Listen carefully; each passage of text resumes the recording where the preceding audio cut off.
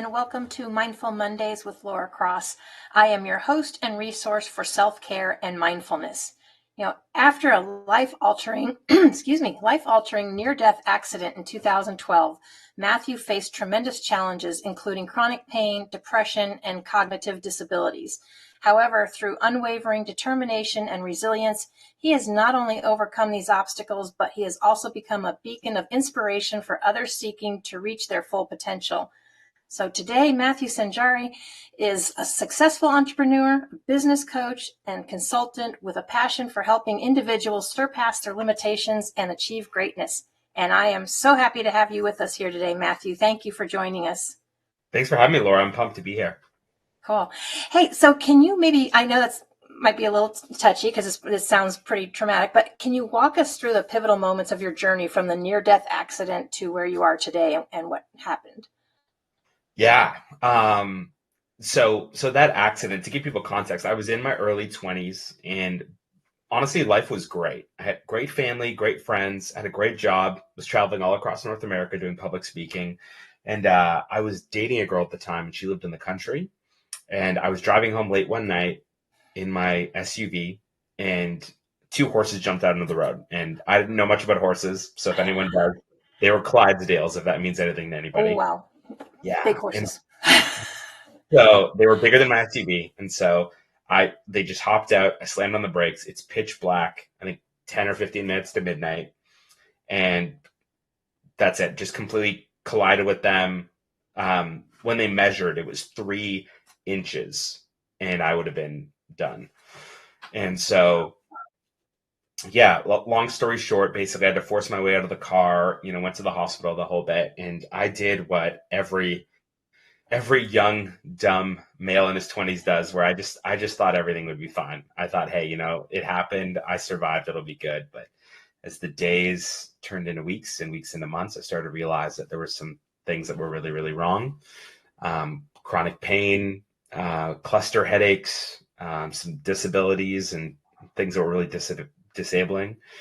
And it really became a pivot moment in my life because everything in my life up until that point was about to change and was about to shift. And so that moment really left an impact on my life at the time, for worse, but in hindsight has changed so many things. And the truth is 12 years later, I actually still struggle with a lot of the same pain, a lot of the same injuries, but my journey has definitely evolved.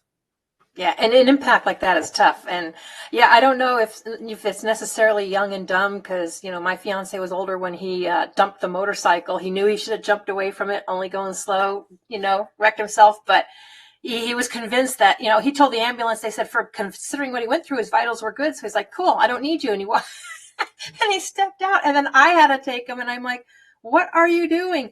It's just my shoulder. No, he broke ribs 2 through 9, his clavicle. I mean, I was like, wow. So I think maybe he had a little adrenaline or disbelief probably going on too.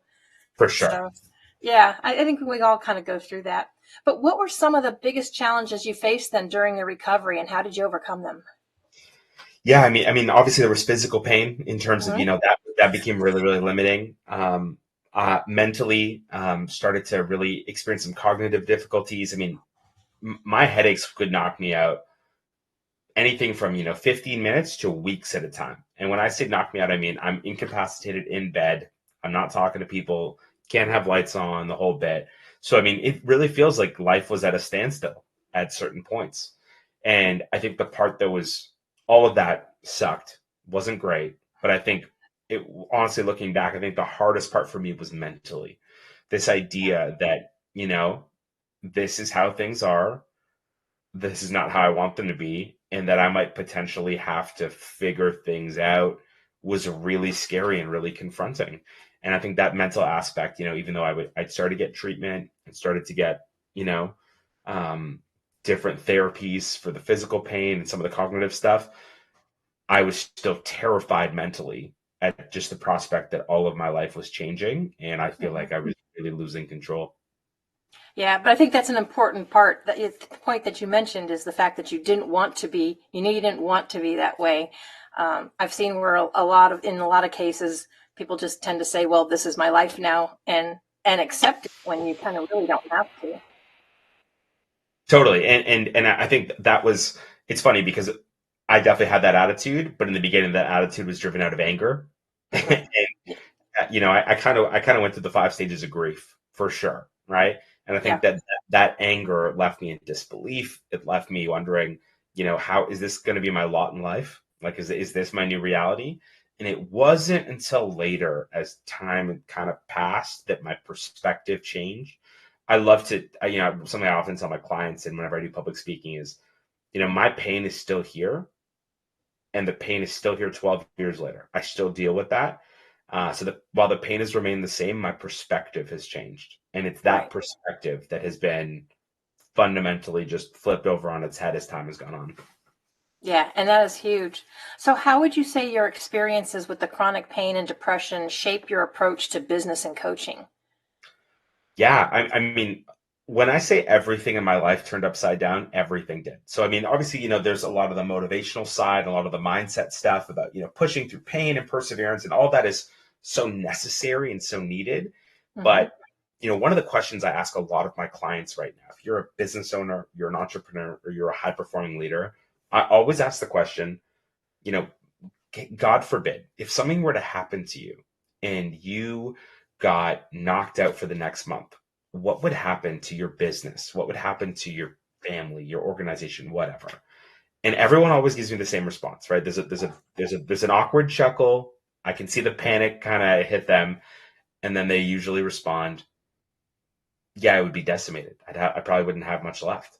And to that, I tell people, I say, well, you don't have a business, then you have a job. Because if you stop showing up to your job, you don't get paid. So let's Right. build you a business. And the reason I asked that question is because that was true in my life. I started a business because I came to this point where I was like, nope, nobody's going to hire me, right? Like I could be out 3 days, I could be out 3 weeks, I could be out 3 minutes, right? And Right. so the uncertainty didn't matter what my skills, credentials, or talents were, or my confidence. I was like, no one's going to hire that. So I had to go work for myself. So I started a business. And the truth is that I didn't know any of these things. Had a lot of ambition and and a lot of dreams, but I didn't know any of these things. So when I asked my clients that question, that fundamental question, it's because as quick as I was gaining clients, I was losing them because everything was built on me. Everything depended on me. So yeah, there's a lot of strategic things and a lot of thinking and a lot of leadership stuff that I've learned Mm-hmm. along the journey, but a lot of it's also really practical. And it's these things that I now bring to my clients to say, hey, the reason why you're drowning in work is because you're doing everything yourself. The reason why you can't breathe and you feel stuck is because you don't have the systems in place. And it's pretty interesting. And I'm sure you've encountered this, but it feels like for my client base and the people that I talk to, business owners, high performers, leaders, entrepreneurs, it's a lot of the same problems. It's a lot of things that people just give language to around the same stuff. Yeah, and there's and it comes down to perceptions and perspectives too, because yeah, I still mostly do everything myself except for a little bit of the marketing team of TV, but I also am all about mindfulness and self-care. I'm not like some of these other people where I see they just schedule meeting after meeting after meeting after meeting. It's like, that's not me. I can't, I can't run and do that. Everybody's got to find, their balance. So, and your business that you started is called Prime Consulting, correct? Yeah, prime. Yeah. So we have that QR code up there for anybody that wants to connect with them. But yeah, I mean, that is just amazing what you've done. And you even had some struggle with like weight gain and routine disruptions. So is all of that kind of affect? Because like you said, as a job, if you had a job, people don't want to hire that because they need to know that you're going to be able to show up to work. I mean, you may be fantastic, but if they don't know if you're going to be able to come to work or next, and an entrepreneur makes that totally different. Um, how did that all kind of work out for you? I mean, you work hard, right? And you have to put everything in place, because that's like I told people, if something doesn't come in, then that's on me because I didn't get up and do it. How did you balance with all that? Totally. And it's interesting, right? Like I gave the analogy, if you don't show up to your job, you don't get paid because people expect something of you. Well, it's funny because in many ways, businesses very similar, right? If Mhm. I don't deliver for my clients, I'm not getting paid. The difference is that I can kind of put these layers in between me, and I can create something that is bigger than just me. And so for me, I think one of the biggest ways I learned that, you'd mentioned, so the accident happened in 2012. By 2016, things were not good. I was 3 years into the business, but my body and my life were a wreck. I had gained significant weight. I was up to 315 pounds at one point. Like I was, yeah, struggling to walk upstairs, like without like having to catch my breath. And I remember just like looking, uh, I honestly think it was as profound as this. I remember looking at the mirror once and like catching my breath and being like, something needs to change. Like we Mhm. actually can't keep going this way. And I basically went down this like mental journey where I said, you know what? I can't change the accident. I can't change what happened to me. I can't change the circumstances around all of this, even though I hate it. But I wonder if there's something that I can take control of. I wonder if there's something that I can take ownership of, and maybe it's my weight. And so I basically went down this journey where I was like, there's this business adage that you can't manage what you're not measuring. And I was like, okay, well, let's obsess over that. So I started this journey where every single day I just started to mark things down. I marked down how I felt with a number. I marked down what I was eating with a number, how many steps I took. I just obsessed, and I went on this journey where I actually lost 150 pounds. That's And amazing. I tell people, I'm like, I lost a person is basically how it feels. Um, and for me though, it was this moment that went off that I was like, yes, the weight loss and the health benefits, amazing. But it was this idea that, wait, I don't have to live my life just kind of as a byproduct of what happened.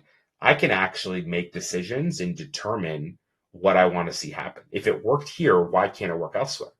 And so I started to put those same systems, those same metrics, those same ideas into my business. Started to do it into my relationships. I started to, and I started to see this carryover where I was like, man, and I took that adage further. I said, you know what, you can't multiply, you can't grow what you're not managing. And if I'm not managing what I'm not measuring, then my finances, my business, my relationships, how do I measure these things? And so it led me down this journey of, where I found myself today. And more than the data, even though the data is fantastic and I'm a bit of a numbers nerd sometimes, it's this idea that, man, I can take ownership of things in my life.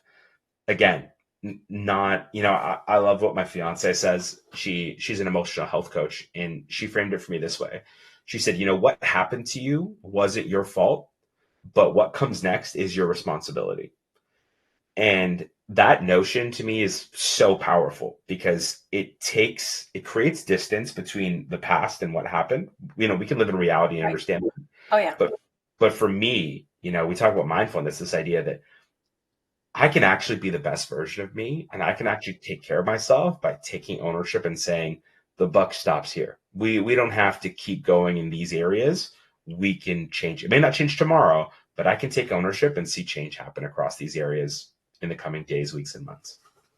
Yeah, and there's actually a lot of parallels there. If because like you said, a lot of times people say work is work and family is family, but really it affects the whole. So I mean, a lot of those perspectives and routines or systems that you were picking up to help your physical and stuff, then really kind of sounds like it just really influenced your coaching style and the philosophy when working with clients. Because really, why should you treat them as something different?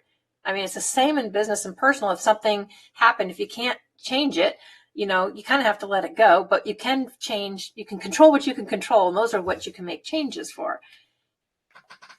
Totally. And, right. So, And I think it comes down to this whole idea of like, I just want to be the best version of me mhm. because, whether you're an entrepreneur, a business owner, a leader, high performer, or, you work a 9 to 5, whatever it is, you can't, I don't care who you are, how think you're good at that. You're not disconnecting your personal life from your work.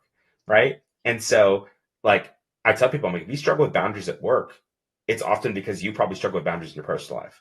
Right. And so unless we set this framework and we start to go to town on what the actual issue is, it's going to bleed into all these areas of our lives in the same way that negative things do, as well as successful things do. And so So do you find yourself when you're trying to help coach people with business, you're actually kind of coaching them with their personal relationships too? Because in a sense, it's kind of all intertwined. Totally. I think we have to start there, right? Well, one of the biggest questions I ask people is I often start with this question, and it's, what does success for you look like? And that's a very different question than what your goals are, because goals have a start, a middle, and an end, right? And when I ask that question, people say, I want to make $10 million, or I want to work 10 hours a week. Like, that's wonderful, but I want to know what success looks like for you, because I was in a business meeting last night actually, and I asked that question, and someone said, success for me looks like peace of mind. Success looks like family is my sanctuary. So then my follow-up is easy. Okay, well, how does your calendar reflect that? How does your bank account reflect that?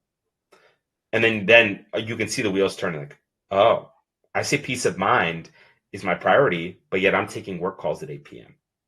Right? Everybody's got access to me at all times of day. Everybody else's emergency is my urgency. And so all these things that we thought were business problems, we actually look back and we're like, oh crap, I actually set a culture. As a person, as a human being, as a leader, I've created a culture of this, sometimes by accident, right? But culture is still the sum of all its parts. And so, yes, oftentimes I think it's super important in any conversation that I actually go back to the root. And it's when I ask those questions in the beginning, when I work with people, again, my intention is not to go personal, but it's amazing how often it goes personal, because people start to recognize and reconcile for themselves. Oh crap, right? That light bulb over the head, I can see the eureka happening. And that's really what I want. I want to ask the questions that brings the gold out of people and brings them to a place where they recognize for themselves. And I find that is just super impactful and much more helpful. Yeah. And it's important too, like you said, what success looks like to you. Because a lot of times when you go work for people, they got all this plan, this, and that, but it's not you. It's not who you are. And so meeting people, I think, where they're at also, and finding out what success looks like. Because most of us as coaches and stuff, when you're coaching people, it's not for us to impose what we think they should do. It's to help us to help them get where they need to go. Totally. You know what? And this is where I am brutally honest with people. I say, hey, if you think that I'm the expert, you're hiring the wrong guy. If you think that I'm going to be the one throwing you a lifeline, or this is going to somehow save your problem, because I think in some respect we're all looking for that lifeline, or that savior or safety. I tell people, like, that's not what this is. My job is to help bring the best out of you, to ask the questions that create a space for you, because you're in this industry. I'm not in this industry. You're in this industry. And I want to create a space and a framework so that you actually have the ability to zoom out and say, oh, I know exactly what needs to get done. Oh, I can see things clearer now. And I'm here to help you weigh those options, and hey, you can go down whatever road you want. Just know, here are the pros, here are the cons. And that's what people need. That's what a coach is, right? Like, and to me, I grew up with a huge sports background, but I always love this notion that I'm like, the coach doesn't play the game. The coach didn't even have to necessarily have played the game in a past life. The coach just needs to create a framework that maximizes all of the players' abilities and their ability to succeed. And I think that's really what coaching is. Yeah. I was going to say, since you've got a big sports background, does any of that kind of play into your coaching? For sure. But I'm learning to pick my spots. I think in the beginning I was pretty liberal with it, and some people would just look at me blankly, and I said, yeah. That's not a sports person. Yeah, sports, my humor. I'm learning to pick my spots. So. Yeah. Oh, and I think we all do. I always tell people, is like, if you think you're the smartest one in the room, then you're in the wrong room, because we're always constantly learning, whether you're a coach or whatever. We always have something to learn. Totally. And I know we have a whole lot more to cover, especially about how you stayed motivated through all of this, and how you work with people and what you do. But we have to take a quick break from our sponsors, and we will be right back.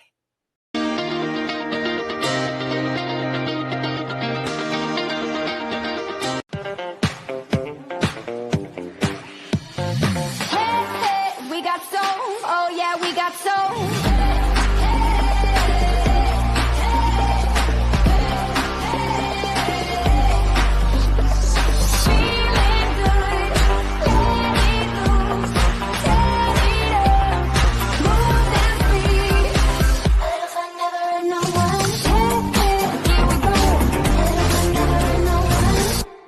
Hi, I'm Bobby Aldridge with BAM Metrics. There are so many programs out there that measure your swing speed, sets, reps, your BMI, your body fat, but the one thing they're not measuring that's so essential is mobility.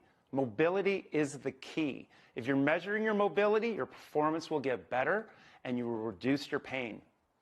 I created BAM Metrics to make it easy for people to repeat the exercises so they could do it properly at home on their own.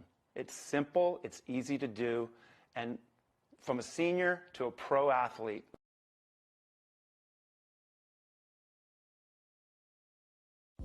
Relief for PTSD, anxiety, pain, insomnia, and many other ailments.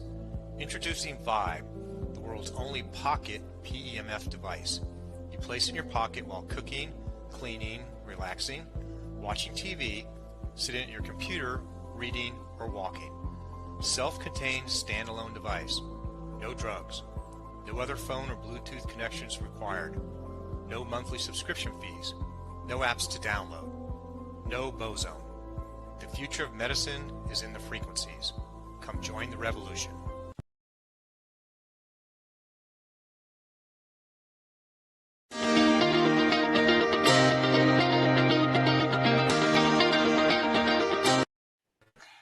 So Matthew, you've had a lot of adversity, both personally, professionally, between recovering from the accident. How did you stay motivated and resilient through all that?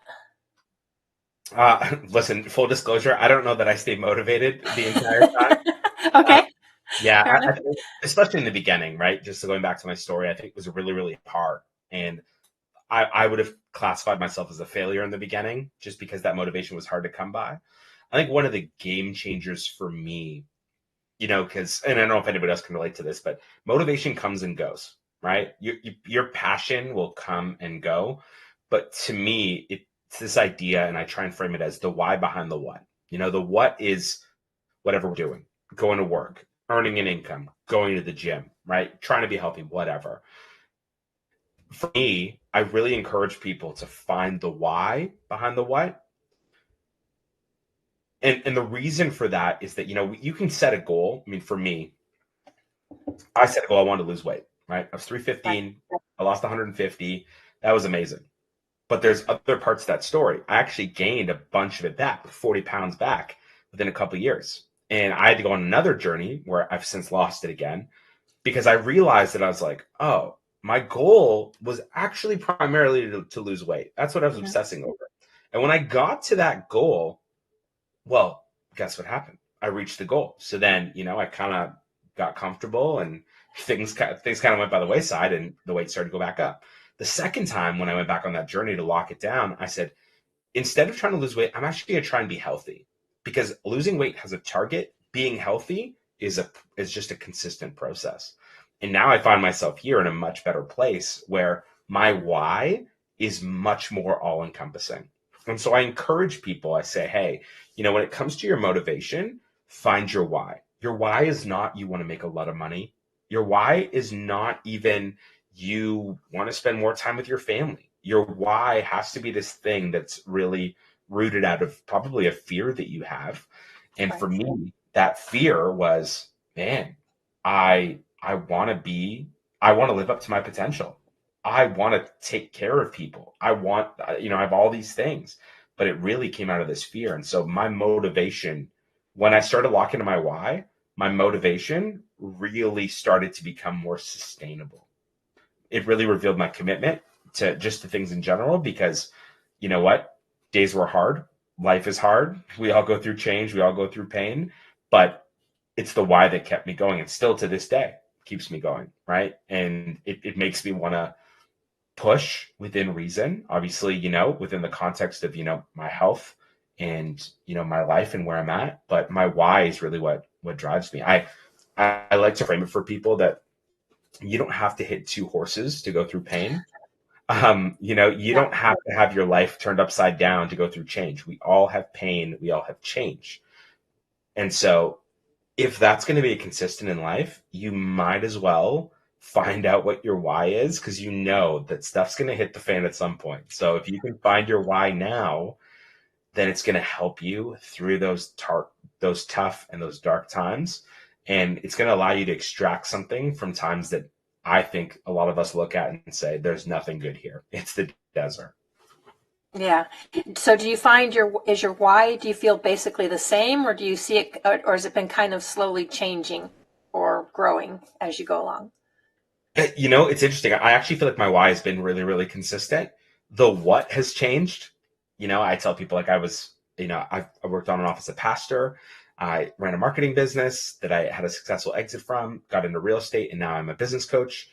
The skin has changed, the window dressing per se, but my why has actually stayed the same. And it's always been my desire to live a really open, audacious, ambitious life, and one that I hopefully am helping people go along that journey as well and see them reach their potential. And so, again, simply because that was my why, I now help other people with it. Yeah, that is awesome. Yeah, I find a lot of mine's always kind of stayed a little bit the same as well, but sometimes it kind of evolves and changes a little. So I was just curious. Can you share a specific turning point or maybe a breakthrough moment that significantly impacted your journey towards success? Yeah, I mean, honestly, I know I'm probably cheating here, but let's use the accident again. Okay. I think for me, that accident, looking back, could have been a death blow to so many things, right? Like you had kind of suggested earlier on the recording, it could have, I could have just stopped. I could have been like, oh, I give up, thrown up the white flag, I resign. And looking back, I'll be careful with my words. While I very much did not appreciate hitting two horses and ending up in a traumatic car accident, uh, I have found a lot of purpose in that pain. And not just for myself, but in conversation. I've had conversations with people who've heard my story, who've said, hey, I also struggle with this. I struggle with this invisible illness, or these symptoms that don't seem so public. And so finding purpose in my pain from the accident, I think that in so many ways has changed my life for the better. And that's not something that I would have said then, a year, 2, 3, or 4 years, even. But now I look back and I say, wow.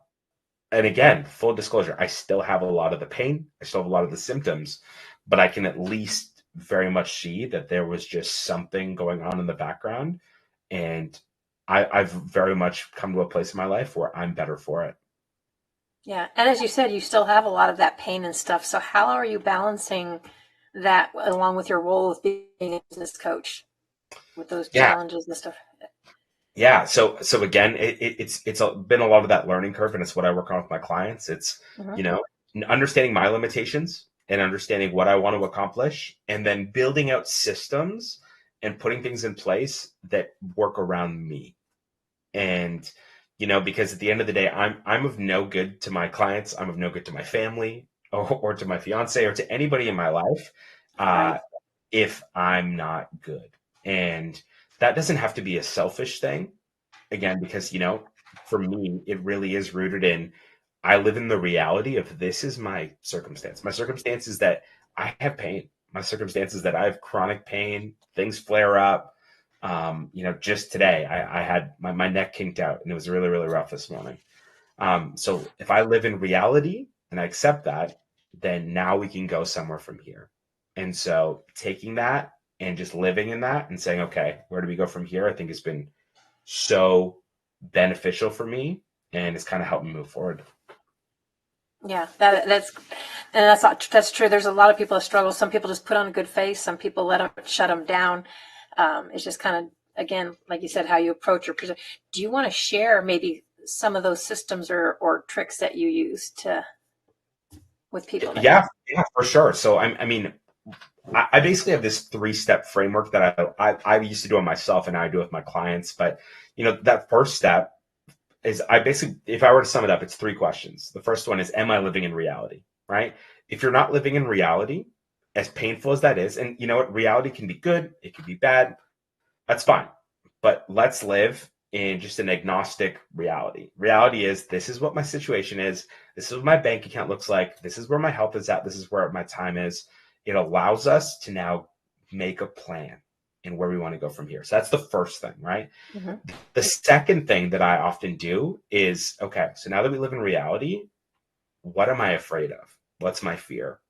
Right? Because truth is, we all have fears, right? And so for a lot of people, their goals are actually just inverted fears. I want to make $10 million. Okay, talk to me about that. Well, I don't ever want to be without. Okay, so did you experience lack? Do you know what it's like to have scarcity? Right? And so when we address that fear, we can figure out, okay, so we're living in reality. We know what you're scared of. So let's build around that. And the last thing that I tell people is this question on familiarity, right? And it's this idea that, am I open to change? Right? So this 3-step process of, I'm living in reality, what am I afraid of, and am I open to change? Because if I live in reality, we can make a plan and we can move forward. If I identify my fear and what I'm scared of, then I can either push through it or we can create a framework around it. And on the last one, what I'm actually saying is, okay, I'm open to change. Then that means it doesn't really matter how it plays out. It may not be to my liking. It may not be something I'm comfortable with, right? But I'm going to be flexible that my why and why I'm doing this is more important than the what.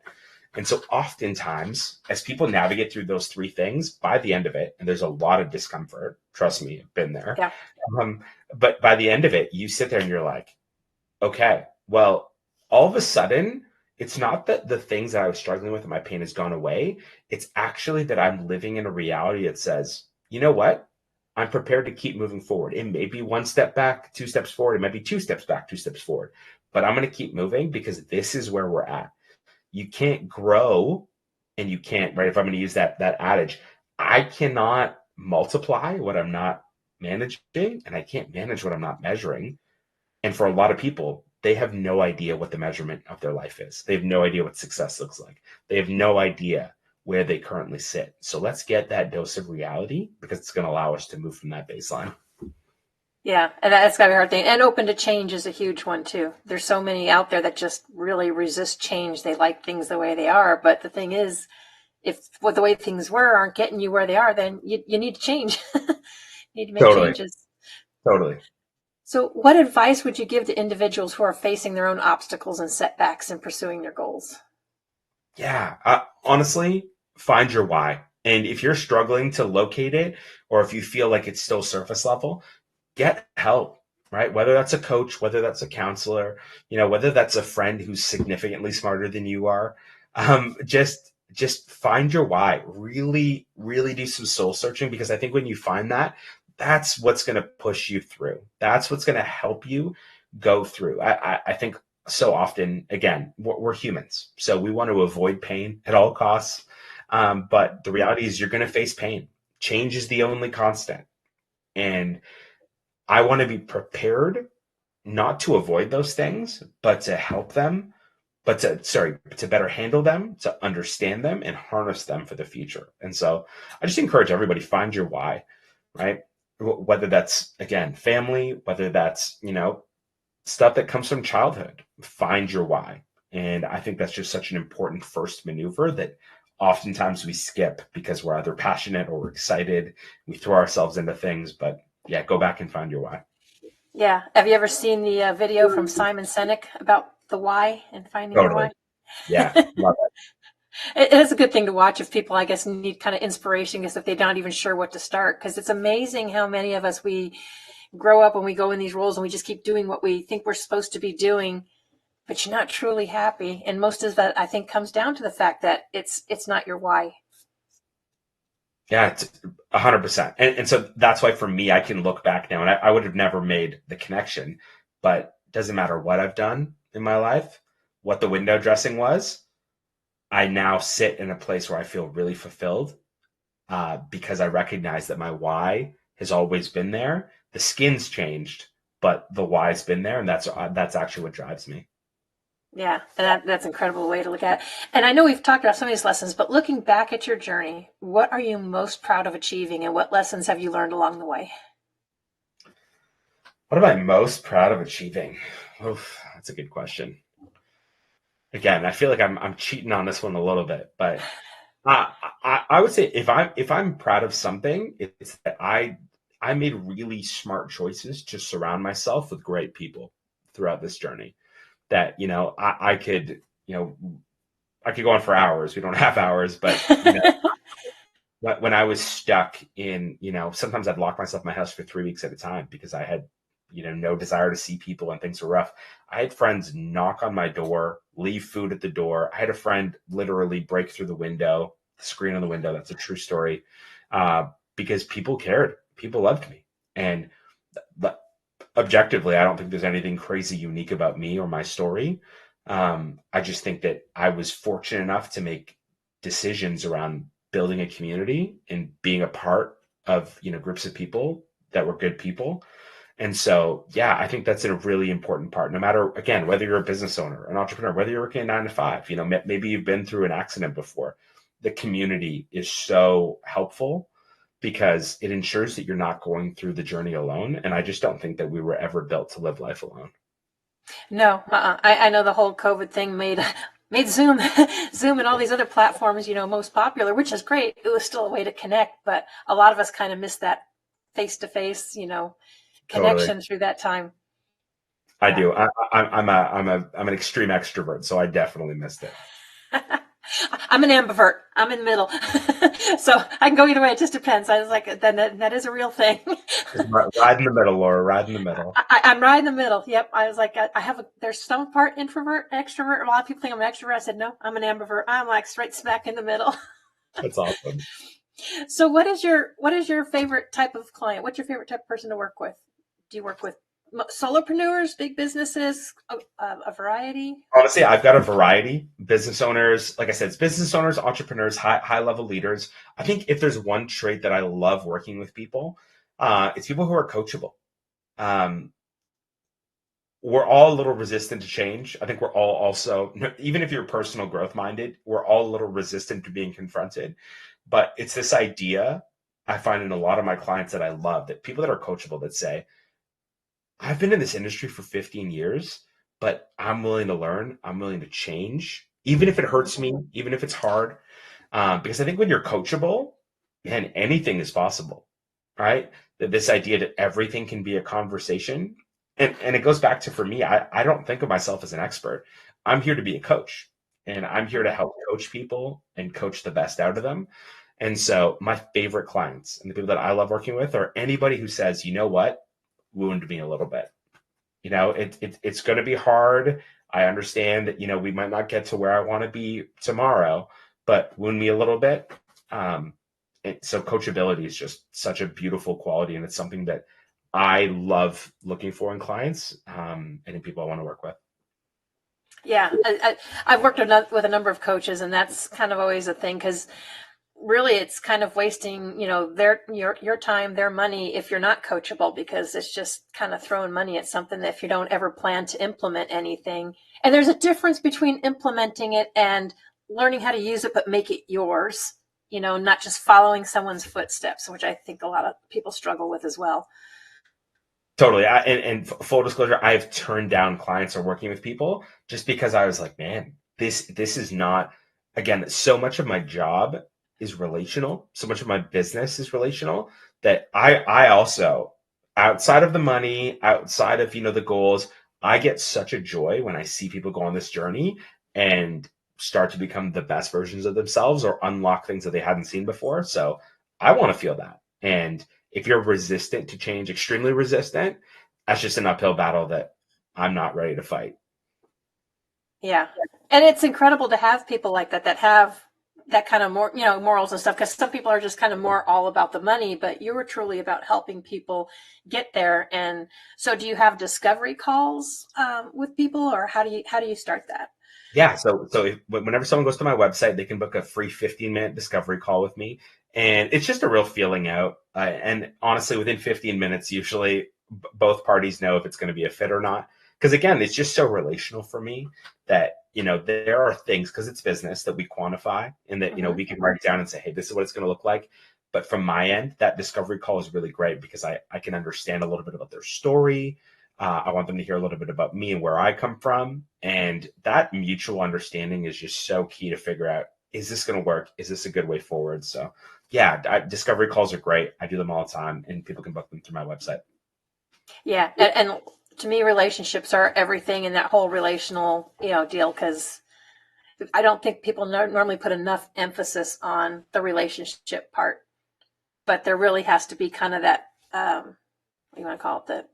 The energy between the two of you, that says, hey, this is a good fit, which is why I like doing these interviews and stuff, so people can get to know more about people and not just see a face or an ad and just like not even know where to go. No, I love it. Yeah. So what is some of the advice then or what would you like our audience to know the most about you and what you're doing? Yeah, I mean, if you're interested in working with me, Laura, you've put the links up on the screen. You can look me up. I love to connect with people. But at the end of the day, I love working with people and seeing them reach their potential in business, in their organizations, in life. And so to me, really, it comes out of this place where I've been through quite a bit. And, I was just talking to someone the other day. I don't think that anybody, sorry to burst anyone's bubbles, but I don't think anyone here is self-made. I think we're all the products of, environments, families, and so I have this desire to help people reach their potential because that's what other people have done for me. And so, yeah, I just want to leave everybody with that. So you help them put the systems and processes in place, or you just kind of helping them? Everything from the business coach side of me helps you zoom out. We focus on strategy. That's where it's going to be a lot of the ideation and addressing mindsets. And then I'm a bit unique and a bit of a hybrid in that that's what the coaching side does. The consulting side helps with the implementation. That's systems, structures, and processes. So strategy and vision on one side and mindsets, structure, systems, and processes on the other. So our agency caters to both sides. And that's something that I'm finding from talking to a lot of clients. Oftentimes when they engage with coaches or consultants, they feel like it's a missing piece, right? Where they're like, man, we have tons of strategy, but we actually suck with accountability. And so, or, hey, we've got so many people to outwork stuff, but we need someone to come in and really, just question our existing systems and question why we do things the way we do. So. Or you may have people that have like a vision, but they have no strategy of how to get there.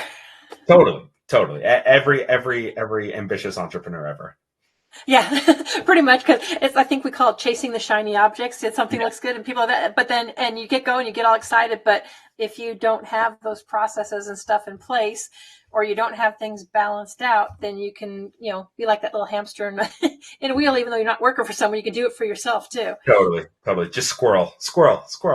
Yeah, squirrel. My friend is elder. Squirrel. I was like, what topic are we on? I was like, squirrel. Yeah.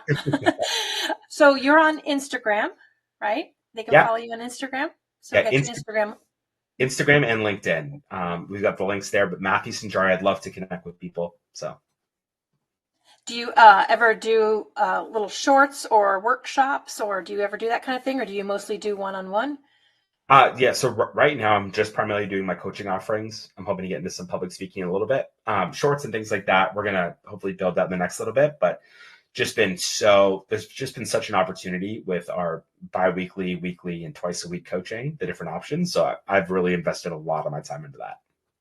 Yeah, I'm sure you have. So you mentioned speaking though. So what are you thinking as far as speaking? TEDx stages, conferences? What's on the horizon for you? Yeah, I'd love to veer off into that. Hopefully, starting by the end of the year. I was a pastor on and off for 14 years, so I loved being able to inspire people and serve people in that way. And so, now coming kind of full circle with my story and some of the things we're seeing in business, I would love to test the waters a little bit and see if I can't help people just from a different platform. So hopefully going to get into that by the end of the year. Awesome. And Prime Consulting is all your business, correct? That's all your. Yeah. It's fine. We've got a team, but I'm the lead. It's good to have a team. It takes off that extra stress. Totally. And listen, like I started as a solopreneur, and I love doing things with people. So I love building things with people, and so it's just way more fun and way more fulfilling to do it as a team. That is awesome. So we still have a few minutes. So what else would you like to share with the audience that you think is important for them to know? Yeah, I mean, I think, I mean, we've covered so much already, but I think for me, one of the biggest lessons that I'm actually writing a bit of a talk on it right now is this idea that, failure, because for me, I felt, and I'm sure everyone can relate to this at some point because we've all felt it, but for me, failure, that accident, that wasn't so much a failure as much as the failure came after, right? Oh my gosh, what am I going to do for work? Oh my gosh, my life is going to change. I feel powerless. I feel helpless. And I think that I've gone on this journey, and it's been this realization that failure is not doesn't have to be finite or fatal. Doesn't have to be either of those. So it doesn't have to be an endpoint, right? Your failure doesn't have to be where things end, and failure also doesn't have to be the thing that takes you out, right? Um, Obviously, there's so many good podcasts and so much great motivational material out there, but this idea that you know failure can actually just be a lesson that can be leveraged for the future is something that in the moment, man, I wish I'd been able, in hindsight, looking back, to be able to tell myself 10, 12 years ago. But looking back now and having that and being able to teach clients that and being able to build on that, I just think is so key, right? We all go, and it feels recurring, feels a little repetitive throughout the interview, Mm-hmm. but the truth is, there's these consistents. Change is consistent, pain is consistent. Failure, we will fail. You will fail. Sorry to burst everybody's bubble with podcast. I know. I came on here super inspirational. Um, yeah, failure is a constant. And so, but it doesn't have to be the way that I think a lot of society, we have it in our heads. It doesn't have to be finite. So it doesn't have to be the last thing or the final thing. And it doesn't have to be fatal. It doesn't have to be that death blow to that dream, that business, that relationship. And so for me, building off of that, I think has really helped me. I don't know that it's made encountering failure any easier, but in the aftermath, it's always given me something now where when I go through a failure, it's like, okay, what can I take from this? Mm-hmm. Right? It's like when a car goes to the scrapyard, you're like, this car isn't drivable, but somebody looks at that and says, man, this car's super useful. Right? There's things that I can take out of this. I can make this better with this. That steering wheel is in perfect condition. It would be better than my steering wheel, Yeah. which in my car is functional, right? And so again, I think that I look at failure like that, as that car in the junkyard, where I'm like, so quick, we're so quick sometimes to just walk away or run away from that. But if we actually treat it like that car in the junkyard, there are so many pieces, bits and pieces that we can salvage and that are going to be useful for our journey. And more than that, the people around us as well. Yeah, and a lot of times they say that people are, afraid of failing, and so they never get started because they're got that fear of failure. And I don't remember who it was. I know I've read books on other people, but I always liked how because we beat ourselves up enough. So I always liked the perception or the perspective that I didn't fail. I learned a lesson.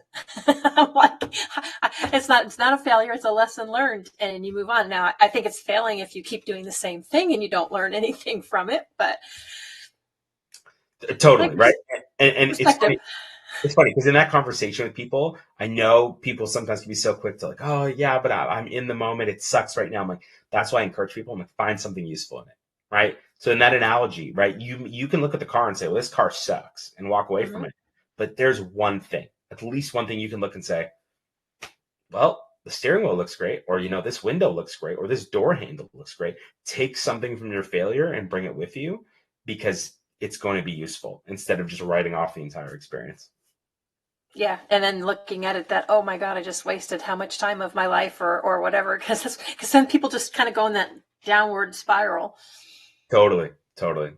Can But relate. like you said, it's perception, it's perspective. We all have different ones, and I think if nothing else, you can help people maybe see it from a different perspective. Yeah, I love that. Yeah. So when you do your talks, you're speaking, is it on coaching? Is it mindfulness? You said you do pastoring. What kind of Yeah. So in the past, Topics. I've been a pastor, and so that's been a combination of a lot of Christian topics, also a bit of leadership development. Mhm. I think in this iteration, it's very much going to be, again, that hybrid of coaching consulting. The coaching talks are very much, again, around mindset and around vision and helping people zoom out to actually see the things that matter. But when we talk about consulting, it's really going to be a lot of implementation, operations. So that's when, we'd come in, and I would talk about frameworks, this idea of like, okay, so, the one that I gave to you earlier, what's the 3-step process every time we feel like we get stuck? Why are we stuck? Right? We could sit here and throw things at a whiteboard for hours on end, or we can ask ourselves these questions, right? We can ask ourselves A, B, and C. Why am I stuck? What am I afraid of? What's holding us back? And so equipping people with those tools in talks like that, again, it's not just so much to tickle people's ears and that they feel like, oh, this was amazing. It's so that they can walk away and say, I place myself in this problem, right? I've Mhm. been there, or I've been in an iteration of there. I'm going to try and apply these tools and see if they help my life or help my situation or my business. So the talks are geared, again, a little bit different. On the coaching side, it is more inspirational and more motivational. But on Sure. the consulting side, the talks tend to be more functional, more practical, and more along the implementation side. Yeah, that's awesome. And I think it all kind of intertwines, you know, a little bit. But yeah. Totally, so much crossover, and I'm loving it. So I'm really excited to kind of go down that road a little bit. So before we're done, you said mentioned fiance. So are you getting married soon? I am. We have not set a date yet, but we got engaged in January, and yeah, she's the best. She's the absolute best, and so we haven't picked a date or a time yet, which is much to the chagrin of everyone in our lives who just wants to get this on the road. But we're working on a few things, few things in the works. So Well, that is awesome, and it's great when you have that kind of connection and support. Because I think you mentioned that before too. You know, going through things, having the right support and stuff around you is important too. totally, 100%. And so the fact that we can kind of just walk through life as a team, and she's actually a business owner as well, does some emotional health coaching. And so, yeah, just the shared perspective and the support is just incredible. Yeah, I can even see the kind of collaborating between the two of you guys since the business, because you'll have people that need that part to get their business on track, and it all works. Totally, totally. Yeah. And we'll cross that bridge of cross pollination in a bit, I'm sure. Well, Matthew, I want to thank you so much for taking the time and sharing that with everybody. And definitely, if anyone that's starting the business wants this, needs the strategies, the vision, uh, definitely reach out to Matthew. I'm sure, as you can see, he's very personable, easy to connect to, and has been through a lot. So, oops.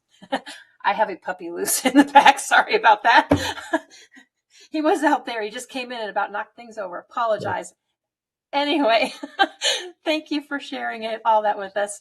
Any last words before we go? No, honestly, just thanks for having me. It's been such an easy, great conversation. Thank you. I appreciate you being here. And to everyone else, uh, definitely connect with Matthew, and we will see you next week on Mindful Mondays.